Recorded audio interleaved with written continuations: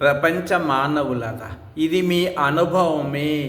ఏ గురువుల దగ్గరికి వెళ్ళినా, ఏ పుస్తకాలు చదివినా, చర్చిలకి వెళ్ళినా, మసీదులకి వెళ్ళినా, గుళ్ళకి వెళ్ళినా, ప్రపంచంలో ఎక్కడికి వెళ్ళినా మనసులో ఒక నెగిటివ్ థాట్ ప్రొడ్యూస్ అవుతుంది. దానివల్ల మనసు బాధపడుతూ ఉంటుంది. అదే ఒక పాజిటివ్ థాట్ ప్రొడ్యూస్ అవుతుంది. దానివల్ల అది గర్వపడుతుంది. ఇదే ఇష్టములు కానీ, రాగద్వేషములు కానీ, మానవమానములు కానీ. గాఢ నిద్రపోయినప్పుడు మనసు న్యూట్రల్ మైండ్ అయింది.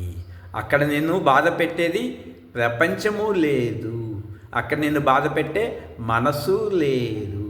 అందరి మానవులు గాఢ నిద్రలో పొందే ఆనందం అదే కదా.